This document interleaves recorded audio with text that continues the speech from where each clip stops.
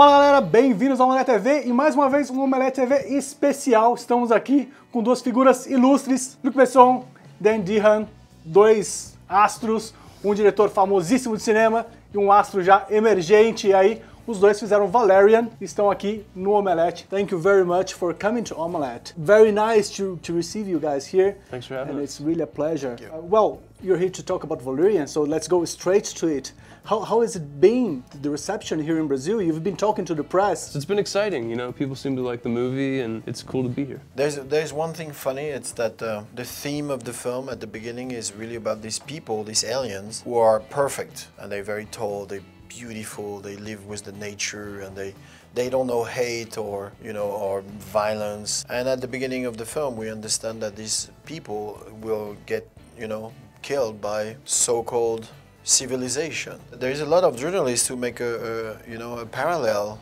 with the Brazilian history. I think the Brazilian audience will be probably very sensitive to see that because there's a lot of analogy. After centuries of peace and prosperity, an unknown force wants to destroy all we have created. The beginning of the movie starts with Bowie. Was that on a script since the beginning, or when did you get the Bowie to be in that part? No, the film started in 1975. The Russian and the American in space shaking their hands. And then from there we see the European coming, the Chinas, the Australian, the African, the Brazilians, everyone is coming on the space station. Mm-hmm. And then one day in 2100, the first alien now is coming. Mm-hmm. And then the second alien, and the third. And then when the film starts 500 years later, there is 8,000 different species of alien living on the planet. So that was my storytelling. I didn't have the Bowie song in my head since the beginning. What happened is, like, I was in my car thinking about the film and then the song went on the radio. Mm-hmm. And I was driving and said, my God, that's exactly, whoa. So I went back home and listening again and watched my scene and I said, you know, it's probably going to be good together. What was your first contact with Valerian? Was it the script? You had the comics before? I sat down with Luc and he started telling me about Valerian, you know, about how it was this comic that he read as a kid and it's what got his imagination going and made him want to make movies, and now he's going to make it into a movie and he wants, you know, me to play Valerian. That was kind of our first meeting. And about 2 hours after that meeting, I got the script in my email and I read it, and that was my first time actually reading anything to do with Valerian. And how was to read the comics after having the script? It was great, you know. I mean, Luc understands the world of Valerian better than anybody, and he understands these characters so well. So it was helpful to kind of see what was in the script, really lived up to and honored what was in the comics in terms of character and who they are. Valerian in the comics is much more, he's older than Dane. Why did you decide to cast him? I'm not agree. I asked the writer of the comic book and I say, how old is Valerian? And he said 28. Okay. He's 29 at the time. So the real Valerian in the comic book is 28 for 50 years. That's not fair. You know? It's like he's Botox himself every year or something. I remember talking to Mr. Ridley Scott when he was releasing the Martian with Matt Damon, and he was saying that we are very close to go to Mars, to go to space again. How do you guys feel about it? I'm not going. No way. No way. No. Someone else can go. I'd be very interested to read about what it's like from somebody else's point of view, but I'm going to stay on Earth. He wants me to send some pictures from there. I take his tickets. He would go. Cara would go too. Cara will go first, for sure. If I'm not wrong, you started to read Valerian. Valerian, you were 10, is that correct? Yeah. How was to grow up with this? I'm living in the countryside. There's one TV channel in black and white. No music at home. My stepfather doesn't like music. So it's pretty dry, you know, when you're 10 years old and you're boiling inside and you want so many things and you want to escape and there's no way to escape. And suddenly every Wednesday I have this little comic book called The Pilot, and inside there's 2 pages of Valerian every week. And that was my only escape. And the themes inside the comic books are always very big. You know, it's living together, it's, you know, to protect the planet, it's accepting when human race is doing a mistake and they have to repair. So it's almost like teaching a kid how to be great. How about you, Dane? Were you a comic book fan? You've been working, this one, then Spider-Man, and before that Chronicle, which is sort of a superhero kind of movie as well. Yeah, I never really read comic books growing up. It wasn't really my thing. I mean, I always played dress up, you know, I always would play superheroes, play pretend, but I never really read comic books. And it's funny because now with the cosplayers, it's something that is very usual to have. So you've been to Comic-Con last year, is that correct, to promote this one? Yeah. I've seen some Lilos always in every Comic-Con. How do you like the comic book events, these conventions? It's such a pleasure to see like 10,000 guys and they disguise themselves like in every superhero existing. And it's kind of fun. I mean, I regret I'm not like 15 or 16 because for sure I will go. I don't know how I will dress. Probably Hulk.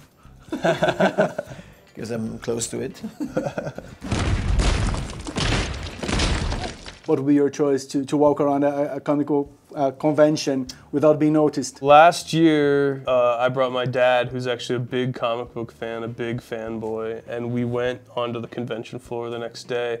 And I didn't know what to dress up as, so I just wore a Mexican wrestling mask and a suit.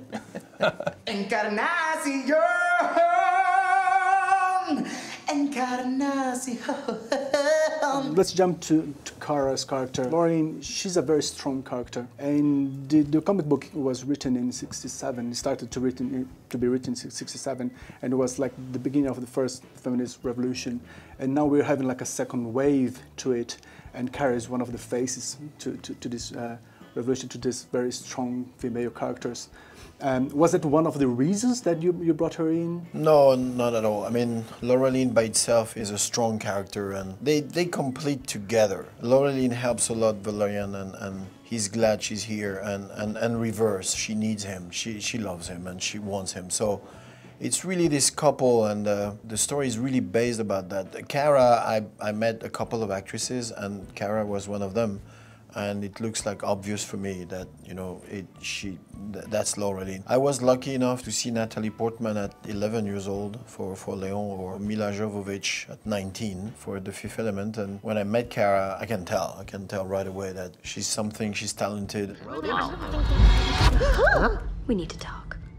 As you said, yeah, you've like discovered Mila and Natalie Portman, and also here we have Rihanna, who is not like an actress. She's very known, but not too much in front of the cameras as an actress. Why do you decide to bring these new faces to this? You don't decide to bring new faces. You have an idea of a character and you're looking for the best people to play it. And Rihanna for Bubble was just like the perfect match since the beginning. Since I write the character, I was thinking about her. So I will never hire her if I think that she can't play. Mm-hmm. You know, and when you see Rihanna in the film, like some people get tears in their eyes because she's really, really touching in the film. It doesn't matter if you don't have so much experience. It depends on what you have inside and how you're ready to give it. And I guess to have a director who knows how to do it. Mm-hmm. Going back to Kara, how was to play with her, and how was the chemistry between you two? Yeah, she's amazing, you know. I mean, she's just so much fun to be around. She lights up a room when she walks into it. You know, sometimes Luc would look at me and be like, did Kara just walk in the studio because you're smiling? And she really is. She's just so much fun, you know. I think there's a reason, like, the world has fallen in love with her. And I know you are a father of a newborn baby child. Yeah. Has that changed in any way, the way you see the world? Well, I think it's a whole new level of, like, love, you know? Like, I love that baby so much. It really is like all the cheesy things people say about it. They say it because it's true. You know, your world does kind of crack open and it is like a next level thing. And is it true that I was watching a TV show that you forgot the car keys inside on the cars and got robbed? Is that correct? Yeah, it's true. It is? Yeah, it's true, yeah. So I just left it parked on the side of the street running, and in Brooklyn? In Brooklyn. You know, I got out of the car and took Bowie and put her in her car seat or in her stroller and like brought her into the house, and I was so focused on just like making sure she was safe and taken care of and everything. And then, you know, we were in the apartment and went to bed. I got out of the apartment the next day to go get the car and it wasn't there. Dude, where's my car? Where's your car, dude? I probably left the car running, like on the streets of Brooklyn, and somebody just came along and was like, "Oh, free car," and took it, and that's it. I mean, I'm getting better now at kind of multitasking, but you know, when it's a new thing, it really does just take over your life. I think he even left the coffee inside, you know, for the guy.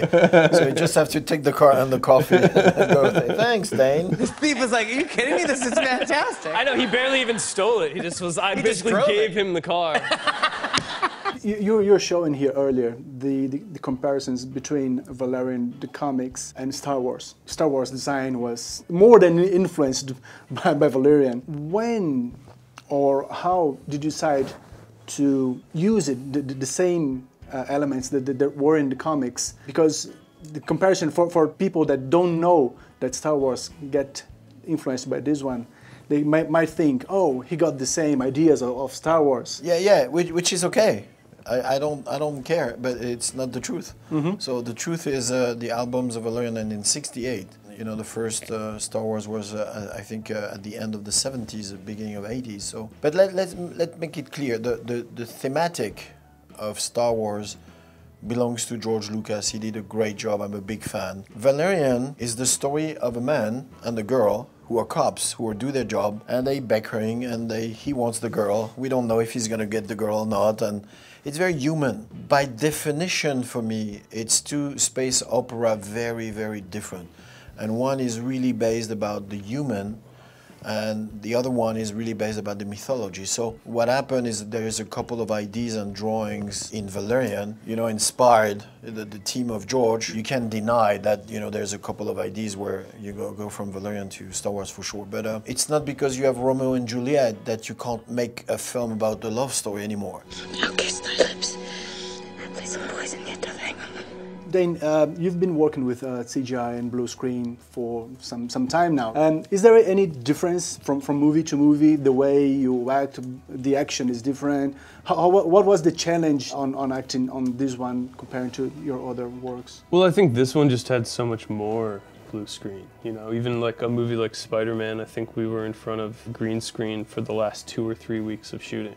You know, and in this we were in front of a blue screen for the entire time except for the last 3 weeks of shooting. It was the same amount, they were both 6-month shoots. I think an understanding of the world and the aliens and everything that goes into a thing like this, that's more important. It's fun because you use your imagination, you know, it's like being a kid again, and you go to work and put on a spacesuit and play pretend. And talking about imagination, how amazed were you when you first saw the finished movie? Amazed, for sure, yeah. I mean, my imagination only goes so far, you know, this guy's goes a lot further. So as we were shooting, I tried to, you know, see as much as I could, but when I actually saw what he created, I was blown away. Amazing. The density of the film, the numbers of alien and things happen in this film, it's everywhere all the time. So you watch the film and at the end you're almost like in shock because you have seen so much. And I realized that when I did The Fifth Element, because Fifth Element was not successful at the beginning. It was probably also too much, too strong. But it's so good when you see the film twice and 3 times, 4 times, and you rediscover it in VOD, and then you have the DVD later. Yeah, but you know what? What a pleasure for me to 10 years later, 15 years later, to have people coming to me and say, "Oh my God, you know, my kid, 14 years old, he discovered your film and he was blown away." What is the movie that people approach you the most? Is it Fifth Element? Is it Leon? Obviously, Leon, Fifth Element, Big Blue, a lot. Younger audience for Lucy, for example, a lot. There's like some crazy people about Angel A or Joan of Arc or the Lady, or you know, it depends. Do you remember the first movie that you watched, directed by Luc Besson? It was definitely Fifth Element. I mean, I watched it a lot as a kid, you know. I definitely had it on VHS and DVD. I still feel like it's like one of the most watchable movies of all time. The use of saving life when you see what you do with it. Mr. Besson, your cinema is not the kind of cinema that people think about. When you think about French movies, it's not what they think. But you're doing movies in a so fantastic way, very visionary. The way you build universes are very unique. Do you feel any extra pressure to bring this up? No, I don't feel any pressure anyway. Never.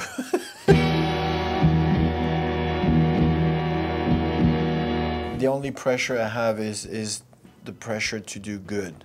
So when I come in the morning, I come earlier, I prep myself, I want to be here for him. If he needs me, I try to help him to give the sensitivity that we need during the day, to be sure that the relation with Kara and with the other actors is going good, and that's the only pressure I feel. All the other pressures, who doesn't make my film better, doesn't interest me, in fact. Then, have you got a list already for the movies you want to screen to your daughter? No, that's a lot of pressure. I don't have a list yet, no. I mean, you know, she's 4 months old. I definitely, of all the movies I've made though, I think of my movies, I'm most excited to show her Valerian, for sure. I think it's such a great movie for everybody. You know, I think it's the kind of movie you can bring your kid to, or the kind of movie you can go with your friends and have a couple beers beforehand. And so I can't wait to show Bowie Valerian, for sure. Amazing. Well, thank you very much. And I'd like to invite you to invite people to go in and watch Valerian on the screens, on theaters. What's up, everybody? This is Dane DeHaan. Go and see Valerian and the City of 1,000 Planets in theaters in Brazil, August 10th. Yes, he's right. Thank you very much. It was a pleasure to have you guys here. Thank you, sir. So long.